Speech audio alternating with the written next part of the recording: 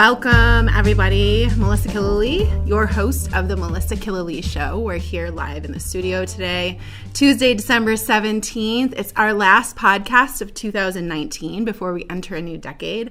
Last podcast before the holidays. So we've got something good for you today. And before I share that with you, I wanted to just share a little message about the holidays and wrapping up this year. So tomorrow I have the great privilege of going into our local elementary school and doing food distribution for our backpack program for the kids who will go home over the weekend and over the holiday who are food insecure. And so this is my reminder to all of you out there. This time of year, as we head into the holidays and as we reflect on all of the amazing things in our year and all of the things that we want to set forth for the new year, remember that there are so many people out there who are struggling and who don't have as much as we do. So as I hear people talking about, being challenged about what gifts they're going to be getting their kids and everything else, I just think to myself, like, how great our problems really are. And do yourself a favor and find a way to do some small thing to make somebody's holiday, somebody's 2019 wrap up with a little bit more magic. That's really what I wanted to share with you today. So for those of you who don't know me, again, Melissa Killeleagh, your host of the Melissa Killeleagh Show. I am a mompreneur living here in the Finger Lakes, and I'm always balancing the busyness of being mom and building a business.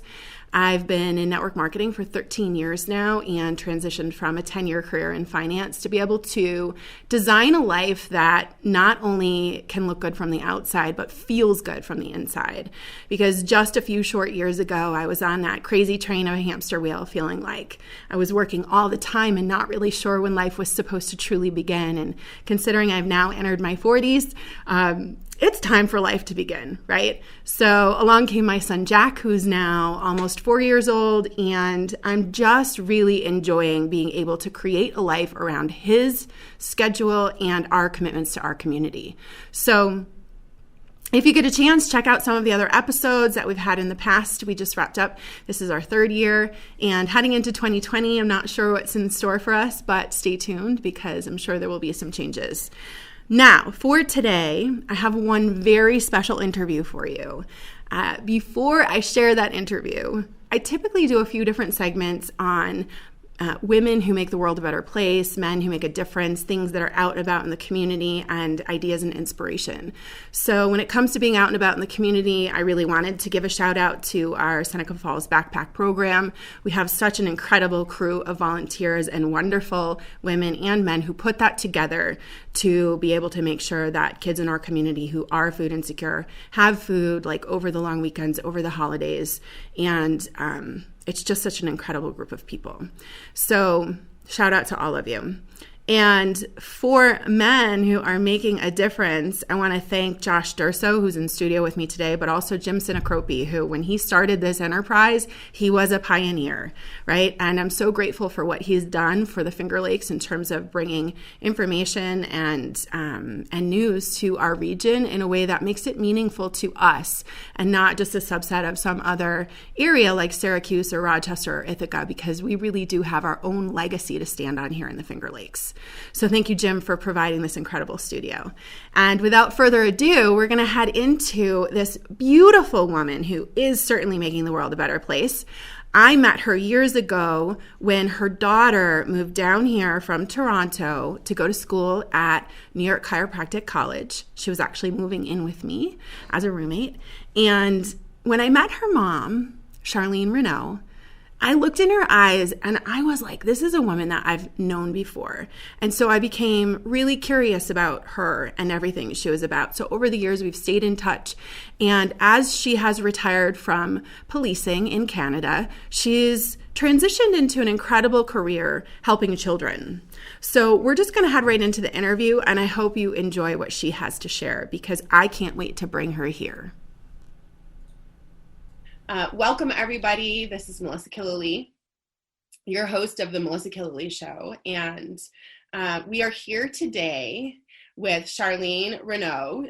She's an amazing speaker, author, life coach. She's the founder of the Piñata Theory, the creator of Precious Piñata. You're going to learn all about that in just a few moments.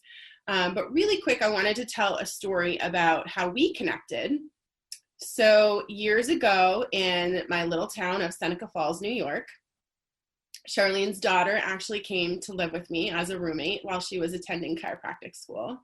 And we crossed paths, and it was one of those moments of old souls, right? Like that facial recognition of like, hey, I feel like I've known you before. And we've just stayed connected over time, online, just keeping up with each other's lives. And recently, Charlene has retired from law enforcement and really begun to focus on this incredible work that she's doing now. So I wanted to feature her as a woman who is making the world a better place, because here she is taking all of this incredible cumulative experience from her career in law enforcement and bringing it to the world in a very different way, and in a way that is so needed. So without further ado, I want to start chatting about it, because here we are and we have her time because she's coming to us from Canada. So Charlene, thank you for agreeing to be part of this interview. And, I'd love for you to share with our viewers a little bit about the journey that's brought you to here and the work that you're doing now. Thank you. Thank you very much for having me this morning. It's a pleasure, and I'm very grateful. I would say it would be my life experience and everything that I've learned along the way. And I've always had an interest in mental health and addictions, and did a lot of drug education programs in the schools and in the community, because I identified with the suffering that people were going through in the families and kids that were, hooked on drugs. And so we worked together with the community to bring projects to create awareness and help people. And that was, some 20 years ago. And things have really changed on the streets. And unfortunately, it's getting worse. Mm-hmm. The environment for children today with so much exposure mm-hmm. is troubling, and it's affecting their life. And we're in an epidemic of mental illness and addictions in your country and my country, so in North America, and it's very disheartening. So if you can imagine looking at, say, a river, and there's people floating down the river and they're drowning. So you and I are standing on the shore, and we're saying, let's pull someone out. So we're pulling out one at a time, 2 go by. We pull out another 2, another 5 go by. This is the situation we're in today, is people that have mainly suffered from childhood adversity and abuse or trauma are typically the people that becomes, that carry that with them for a lifetime, and they become addicted or they have mental illness. So my approach is, hey, Melissa, let's go upstream. Let's stop them from jumping in the river. Mm-hmm. Because it is unmanageable right now. This is the state that we are in today. And I care about kids, and I went through my own adversity growing up. And that became the catalyst for writing my first book, The Piñata Theory.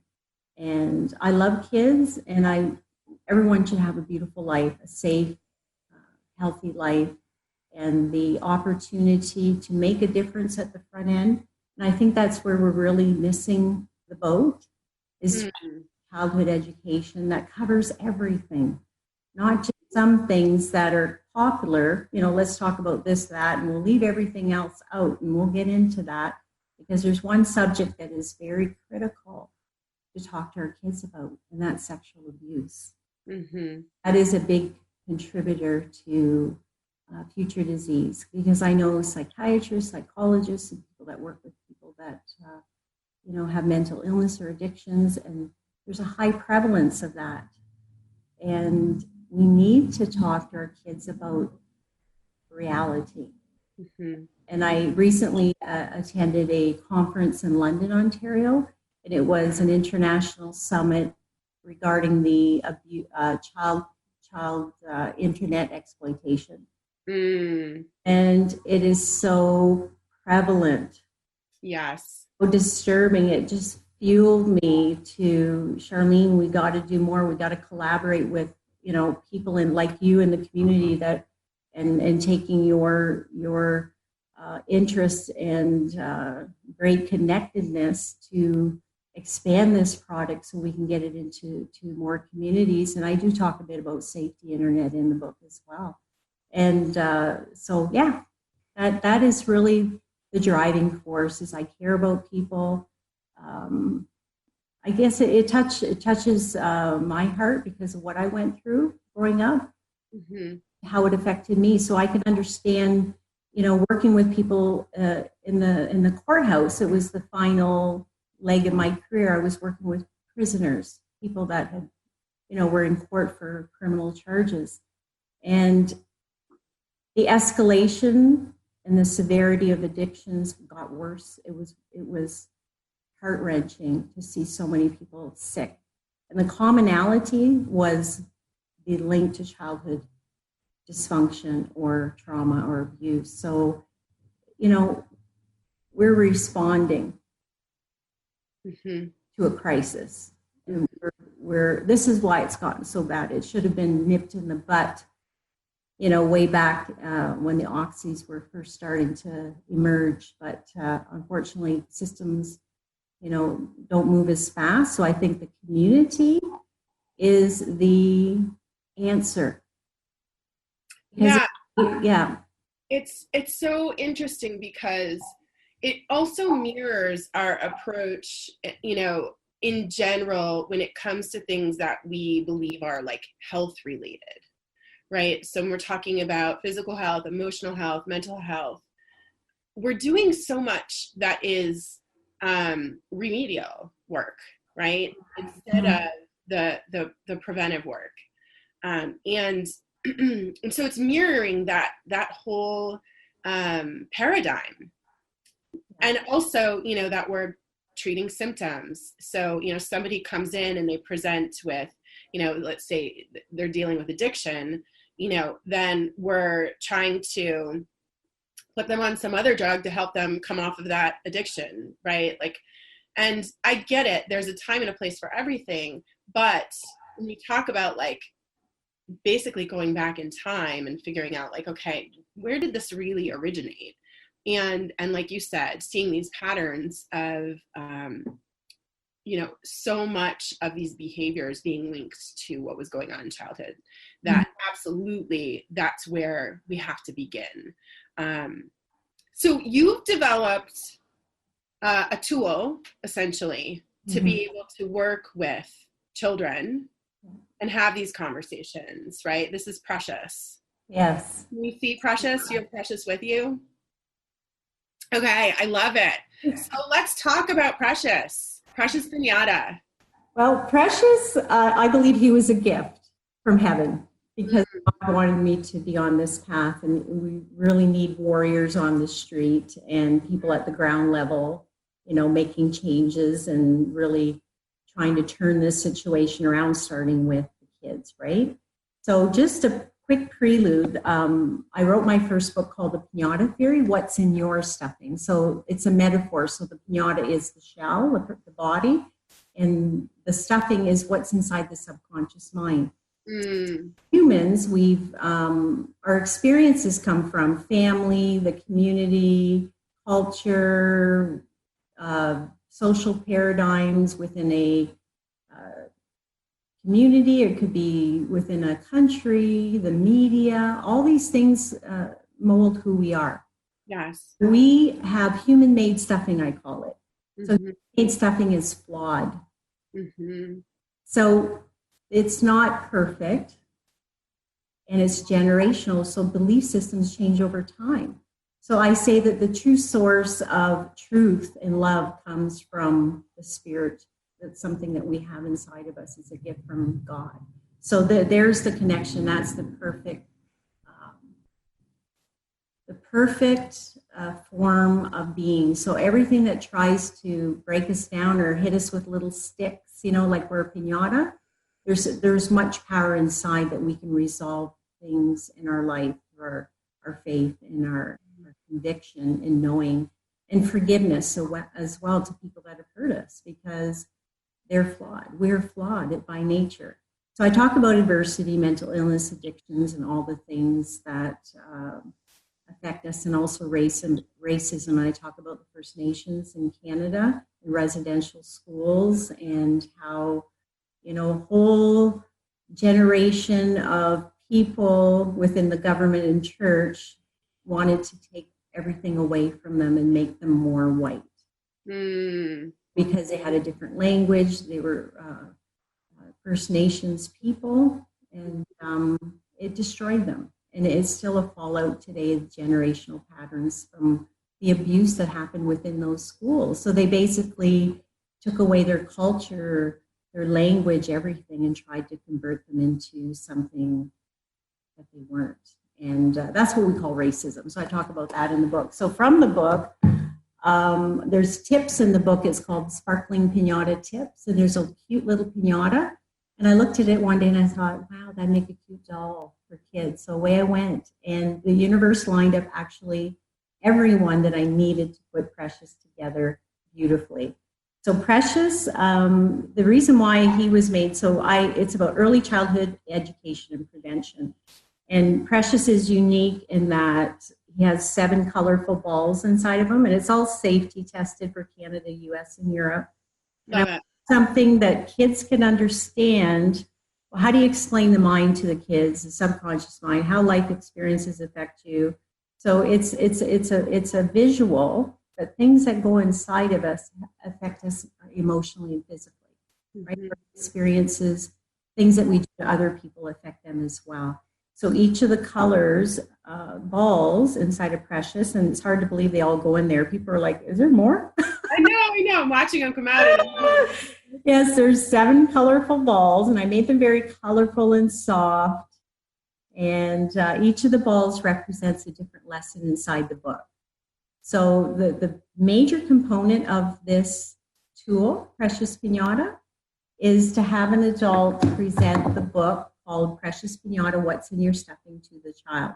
So they work together. So this is the educational component. This is just a toy.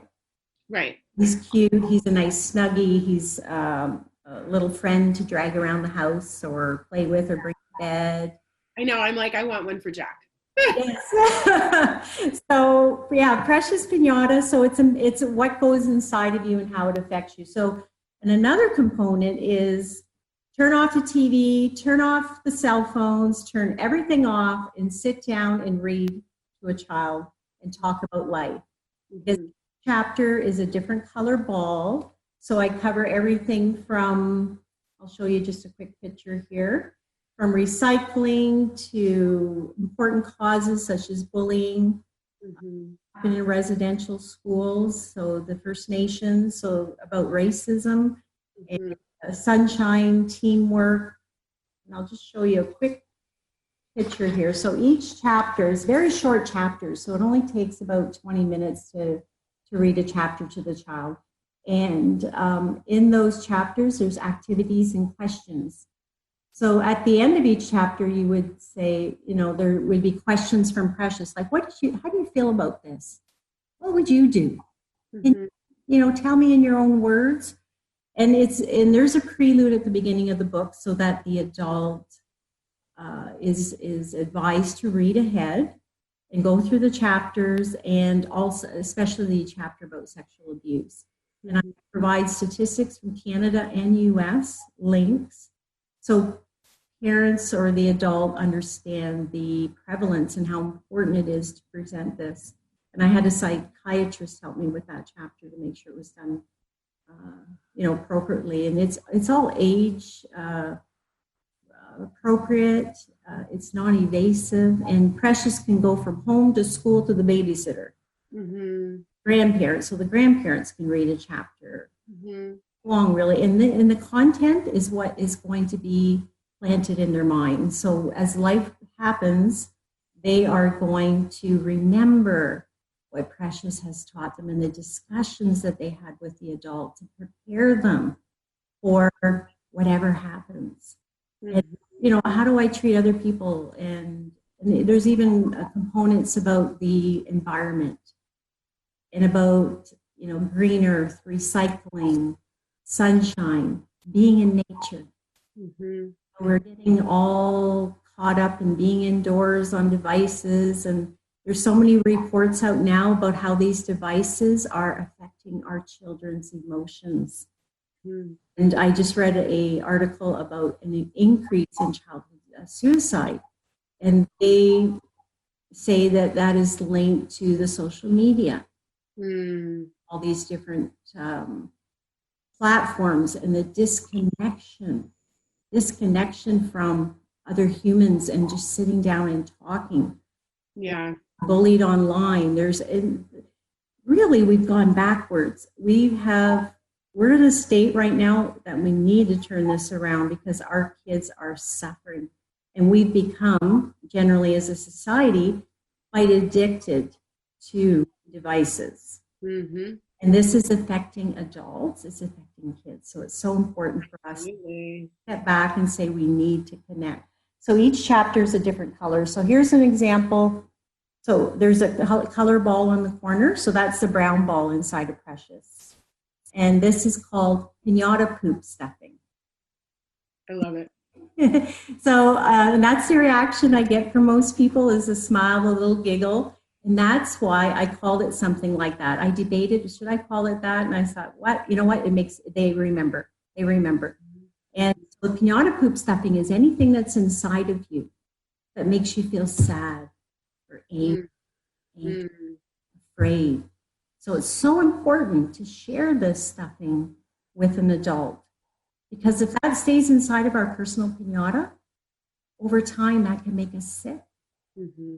So people with depression, people with addiction, the root cause, what is behind all of that?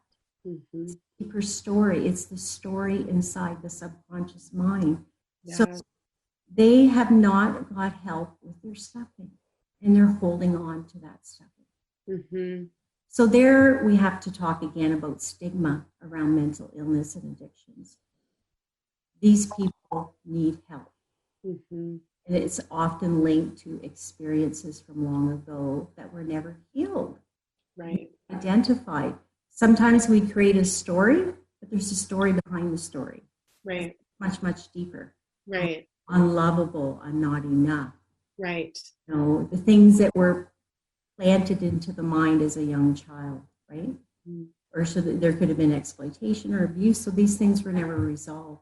So each of these colors is in, each chapter of the book, and it only takes about 20 minutes per chapter. And specifically the chapter about sexual abuse, it's the red ball, and it's called Red Signs: Uncomfortable or Strange Behavior. Familiar people acting strange. Working in policing for 25 years and reading statistics, children that are abused, the stats are 1 in 3 girls and 1 in 6 boys are sexually abused as young as 4 and 5 years old. So this product is created for kids 5 to 12. I've had adults say to me they've read the book and it helped them with their stuffing. Because they've been on to Piñata poop stuffing for a long time. Yeah. So the red ball is about familiar people acting strange. Because the victims of sexual abuse, 95% of the time, it's someone that they know. It's somebody in the circle. It could be a babysitter, parent, step-parent, brother, uncle, aunt. It could be a coach. I just seen the documentary last night about that U.S. Olympic coach and all the girls that he abused, right? So it's important to arm our kids with this, because who are familiar people? And the psychiatrist said, Charlene, you have to present it in a way that the child sees that they can see them walking through their day, so they understand it, they get it. So what's a very different experience? So he likened it to biting into a lemon. So we bite into a lemon, it's like, oh, that was different. It's much different than my toast. Right. Or my potatoes. It produces a reaction. So that reaction is how you feel when you're in certain situations where you feel very uncomfortable. This is different. I have fear. So you have to listen to that. So I give actual scenarios, very short scenarios about, situations using the actual terminology. And, that the person will say, don't tell anybody. Reason why they're telling you to tell nobody, because you're doing something very wrong. And it's very important to tell someone right away, to leave, tell someone right away. And I give about 6 scenarios, one in a school, one at home, one here, one there, different settings. And the punchline over and over and over again, and it's repeated to plant it in their mind so they'll never forget. It's time to tell everyone. Because for the last 50, 60 years, there's been many victims of abuse, suffered in silence. Yes. And why aren't we talking to kids about that today? Why aren't we sharing this information? People say, well, that's too much. That's too much for them to know. It's too much for them to suffer in silence when they experience it. That's what's too much. Yes. Yeah. So Precious, basically the tool. So I have teachers, parents, therapists are actually using it too. I just had a therapist drop by last week and helping young children open up. Precious shares his experiences and talks about life experiences and what's inside. She's using this as a tool to help the child pull his experiences out to share something. And I had a teacher, local teacher, say that a little guy would never talk. He was very timid, and she tried to talk to him, and he wouldn't talk. So she brought Precious in and started working with Precious with him. And now he's starting to open up and share stuff. And so Precious is about 17 inches tall. He's soft. I had him safety tested, so he's safety certified for Canada, US, and Europe. And I wanted him to be colorful. And so fun looking, right? Yeah, and he's so soft. He's very, very soft, because I thought, well, as a child, I had dolls. Did you have dolls, Melissa? I did. So you think, well, how big were those dolls when you held them in your hand? Yeah. Yeah. So what would it feel? Yeah, exactly. So how feel it? What would Precious look like, or how does he need to be? So very, very comforting, and he has a nice smile on his face. And the little badge here, I made it a badge to represent my policing experience. And why he was called Precious is because children are precious. And that's how the book starts out. You are loved. You are precious. And how important, and that's the beginning of life, where everything should be healthy, safe, comfortable. Yes. All these components are very important at that time, because we want to build healthy, resilient leaders of tomorrow. And I also, in the book, Precious talks about gifts, your individual talents. So sometimes we believe intelligence is just what you get in a math test, or it's more than that, because people are, intelligent in communication, such as yourself. And you are social. You have intelligent social skills. You're intelligent in sports, and you're, how you can move your body. You're intelligent in building things. Or, people that make movies, they can see this whole vision. People can't see. So we have gifts within us. So we have to pull those gifts out. And what is it that you would like to learn? So Precious will say, how many hours of TV are you watching a day? Maybe 2, 3. So 1 hour a day, you go talk to your mom or dad, or your parent, and ask, I'd like to learn to sing. I'd like to learn to dance. I would like to play hockey. I would like to do this. I would like to just sit down and play a game. Wouldn't that be awesome? Do you remember the days when you could, younger, did you sit down with, someone or your family and play Monopoly? Right? So what's interesting is actually I was probably one of the kids who needed Precious back then. Yeah.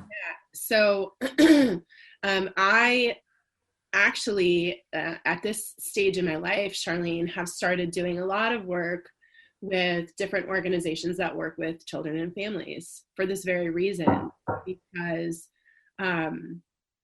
You could not have known this, but, growing up, like I came from such significant adversity in childhood, from, being pretty asset limited, and, dealing with different levels of abuse. There was a lot, and it's interesting because I think about working with this developmental psychologist when I was in college. I was her teaching assistant. And she just looked at me and she was like, Melissa, according to all statistics, like you should either be not on this planet right now, in jail, or, addicted to drugs or something else, right? That's what the statistics would tell us. And I just remember this feeling that, like, of extreme gratitude that I made it, because I can look back and see where some of my peers from early on in life are today or aren't. And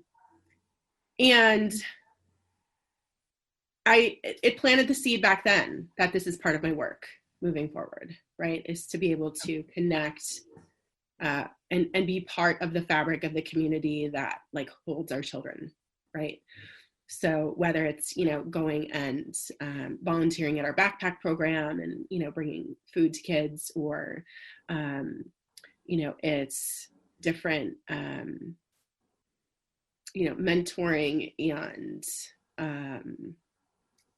those kinds of opportunities, or it's sitting on the Family and Children's Services Board, whatever it is, it's important work to me. So I think that's probably what drew me to your work so intently, right? As I watched you bring this out into the world, and as it evolves, like, I just see this massive need, like having friends and colleagues who are also in law enforcement and family and children's services here in my local county. It's also this high level of awareness of everything you speak of, all of the statistics.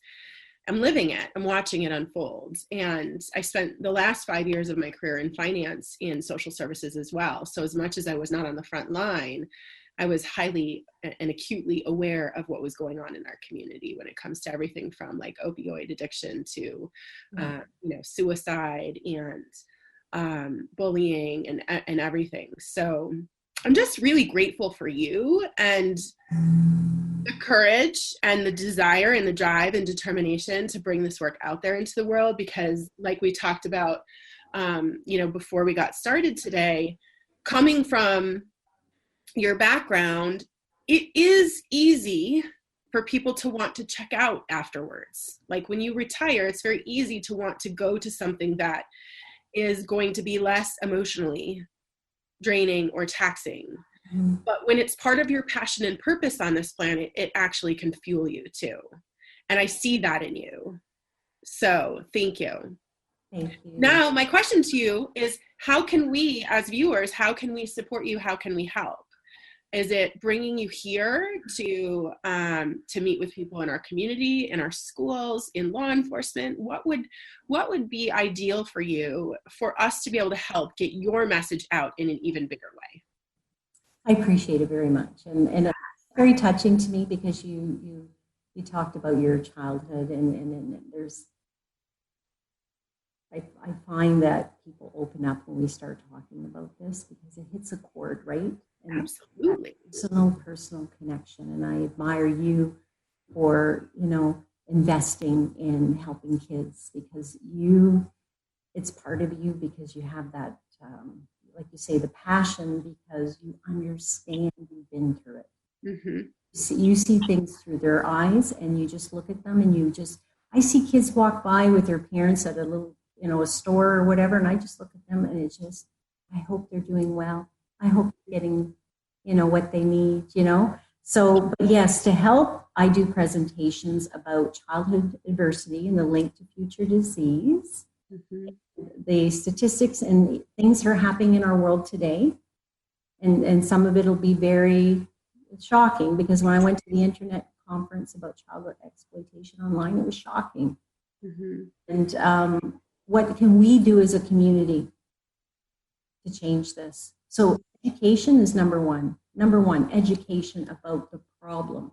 Mm-hmm. People out from the community. So whether you're a parent or whatever background you are or whatever job you do, just come in. You love kids, you need to be there. Mm-hmm. Have a community presentation about the problems in our community, the issues facing our kids, and how to heal the ones that are broken. How do they get help? Because they're still their piñata poop stuffing, right? And what we can collectively do, but it starts with getting back to human connection. Mm-hmm. Sitting down, oh, I'm so busy, I can't, I'm busy, I'm busy, I'm busy, I'm busy. That's all we hear today. Mm-hmm. Busy ourselves to death. Yeah, so, wear it like a badge. So why have we bought into that? As a society, we have bought in. We have been subliminally programmed through media and through advertising to look a certain way, to have a certain thing, to be accepted, to be part of the group. Look at vaping and what it's causing, the damage it's causing. Mm-hmm. So why are we buying into all that? Right. So people, at the end of the day, want love and acceptance. So we need to reconnect as communities, families, as partners, spouses, people in the workplace to come down to a place where we're communicating in a way of love, not in a place of harm. So how do we do this as a community? It starts with us. Each of us is the light. Mm-hmm. Treat our immediate family. What do we do when we get home tonight from work? Do we just, flip back the recliner and pour a drink and just watch TV? Right. Or do we say, I need to take care of myself. I need to talk to my spouse. I need to, play a game or play catch with my child or go play hockey out front or outside and start living. And kids just want that connection. And I miss that connection growing up. Yeah. So there was alcoholism in my family. Mm-hmm. So and disconnection with a parent is as damaging as trauma or abuse. Yeah. That means that we are wired, the human to the child, to this connection creates the emotional and psychological development of the brain. Mm-hmm. Connection doesn't exist, there's a void. Right. And so that little piñata goes through life and it's looking for love and attention, and it goes to get information from unhealthy sources. Mm-hmm. It'll accept just about anything. Mm-hmm. Just because it wants to be accepted and loved. Person, I should say, like I'm looking at piñata here, but the meaning of that. But at the end of the day, what are we going to do as society to change the things that we're doing now, a new paradigm, so that our children and us are being healthy and kind and loving? And this is very important. And of course, investing in precious piñata. It's only $39.99 US for the set. And eventually I'm going to have another character with a new book. So I want to expand the line. And I believe every school, every community, every child and family needs to go through this book especially. And this is just a beautiful gift for the child. It's, and so reading this book to a child could change their life trajectory forever. And I have a friend, her name is Kelly. She's from Canada and she's an expert in human trafficking. And she said to me, Charlene, I wish I had Precious as a child. Yeah. Because she went through abuse and she'd known. How about all the people that were victimized by priests in all these churches? Mm-hmm. They knew back, Right. And then there was a different paradigm back then as well, right? There was, would their parents have believed them? Some of them, I believe, would have. Because some parents said, no, father so-and-so would have never done that. Right. But is it, because and I sat in on sexual abuse cases at the courthouse, and it just rips your heart out. It rips your heart out. Because there's predators out there. Parents, kids need to know how these predators work. Yeah. what their mind's like, and they're hunters. Yeah. And for an opportunity. Yes. Opportunity is often online because our kids are on so many devices. Absolutely. So, and then even what's happening with cell phones and sex with young kids and sharing exploitive pictures, body parts, sending pictures. Yes. Worth, victimizing people through that, bullying through that, So there's so much to share. It's to cover it all in, a short period of time. So usually a presentation would be about an hour, but we can cover a lot. And then I want people to get up in the crowd and say, this was my experience. This is my experience. Okay, how can we form a group here? Not just walk away and, that was nice, have a nice day and everybody goes back. In this small community, what can we do? Can we create programs for kids where they can all come together maybe once a week, talk about health and, in the internet, and then or train them in a certain program, like some peers, like 12, 13, 14, 15, and get them to present Precious Piñata to little kids, right. In a community setting where kids can come down and they would have their own mentor where there's not a good mentor in their life, or a police officer could be the mentor. Right. Anyone. I'm working at the bank, and I think this is awesome. And I know there's a kid in the community that needs to hear this. So how can I be the, facilitator? So we can use this with peer mentoring. We can use it peer to child, therapist to child, educator to child, grandparent to child, anyone that can read and wants to change a child's life. This is not a big book, it's small, but there's a lot of topics that are covered A to Z: recycling to sexual abuse, racism, mental health, relationships. What's a healthy relationship? What's that look like? Right. What's an unhealthy relationship? Right. What does that look and sound like? And why do people leave? Why do people have to leave the house? Yeah. Yes. Charlene, I'm so grateful. I'm grateful that you are doing this work. I'm grateful for Precious. And yeah, so if you're watching and you want to schedule one of those presentations, CharleneRenaud.com. And I can also help put you in touch with her. I certainly look forward to being part of the hands that are on your back to connect you with more people out in the world so that we can get this message and this work out into the world in a bigger way. Because like you said, it's not just about showing up and doing a presentation. It's about opening up a dialogue. It's about creating connection. It's about creating community around that kind of authentic connection and sharing. So thank you for sharing with us today. I so appreciate it. I love the fact that I didn't even have to go through the normal interview questions that I bring to a podcast. Things like, what is your passion? What is your purpose? Because you can hear it. You can see it in exactly what you're doing. This is your life experience cumulatively informing like this next stage of bringing this message to the world. And I will be hopping online and ordering Precious for Jack. So you know what? I'll be sending you as a gift to you. Oh my gosh, thank you. And I'm going to send you a set because you need to get this into Jack's little hands, and you'll get to experience and really see the depth of it. So I will send you a set. I love it. Thank you, Charlene. Thank you. So there you have it, Charlene Renaud. If you're watching, thank you so much for that incredible interview. But also for everyone watching, if you have any interest in helping me bring Charlene here, I'm going to be doing some work behind the scenes connecting with different groups from law enforcement to social services in our local school districts throughout our region. and putting something together to make sure we bring her here and start having some of these conversations.